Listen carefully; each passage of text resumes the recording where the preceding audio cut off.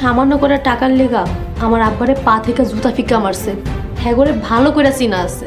Viewers, মায়া মেয়েটি শিকদার পরিবারের মধ্যে একদিনের জন্য সুখী হতে পারেনি। সে হাজারো চেষ্টা করে শিকদার পরিবারে বউ হয়ে থাকতে পারেনি। মায়া তো চেয়েছিল যে তার স্বামী এবং শ্বশুর বাড়ির সকল মানুষদেরকে নিয়ে সুখে থাকতে, কিন্তু জামালের সৎ মা এবং মরিয়ম মিলে একের পর এক মাস্টার মাইন্ড প্ল্যান খাটিয়ে মায়াকে এই বাড়ি থেকে বের করেছে এবং চোরের দায়ে বিভিন্ন রকম অপবাদ দিয়ে শেষ পর্যন্ত জামালের সাথে মায়ার ডিভোর্সটা করিয়ে নিয়েছে।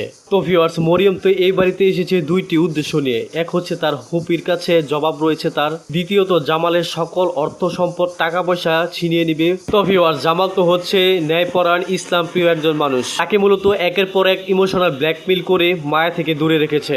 অন্যদিকে ভিউয়ার্স, মায়ার মামা জামালকে অভিশাপ দিয়েছে, মায়া যদি তাকে ক্ষমা না করে তাহলে স্বয়ং আল্লাহ যেন তাকে ক্ষমা না করে। তো ভিউয়ার্স, মায়া এবং জামালের মধ্যে তো ডিভোর্স হয়ে গিয়েছে। এখন কি মায়া না চাইতো তার উপর অভিশাপ লেগে যাবে, নাকি দুইজন আবারও এক হতে পারবে? তো ভিউয়ার্স, কি হতে যাচ্ছে বৎসরত নাটকের 23 নম্বর এপিসোডে, সে সাথে কবে আসতে চলেছে বৎসরত নাটকের 23 নম্বর এপিসোড, তো তারই সকল কিছুর বিস্তারিত আলোচনা থাকছে আজকের ছোট্ট আপডেট ভিডিওতে। তাই ভিউয়ার্স, ভিডিওতে লাইক দিয়ে চ্যানেলটি সাবস্ক্রাইব করে ধৈর্য সহকারে সম্পূর্ণ ভিডিওটি দেখুন। আর হ্যাঁ ভিউয়ার্স, আপনারা যদি এই চ্যানেলে একদমই নতুন দর্শক হয়ে থাকেন তাহলে অবশ্যই চ্যানেলটি সাবস্ক্রাইব করতে পারেন, কারণ আমরা প্রতিনিয়ত এই সকল বাংলা নাটকের রিভিউ এবং নাটকের আপডেট দিয়ে থাকি।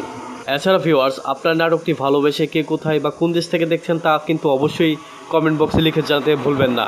তো ভিউয়ার্স, আমরা কিন্তু দেখেছি মায়া অন্য বাড়িতে কাজ করতে গিয়েছে এবং সেই বাড়ির মানুষজন খুবই ভালো। তো মায়াকে কি শেষ পর্যন্ত সেই বাড়ির ছোট ছেলে বিয়ে করে ফেলবে, আর জামালও কি মরিয়মকে বিয়ে করে ফেলবে? ভিউয়ার্স, এই সকল বিষয় থাকছে পরবর্তী এপিসোডের মধ্যে, বলতে 23 নম্বর এপিসোডের মধ্যে। তো ভিউয়ার্স, 23 নম্বর পর্বটি আসতে চলেছে আগামী শুক্রবার দিন বিকেল 3 ঘটিকার সময় ঈগল ইসলামিক নাটক ইউটিউব চ্যানেলের মধ্যে। তো ভিউয়ার্স, আশা করি বুঝতে পেরেছেন। সকলে ভালো থাকবেন, সুস্থ থাকবেন এবং পরবর্তী ভিডিও দেখার মতন জানিয়ে আজকের মতো এখানেই আল্লাহ হাফেজ।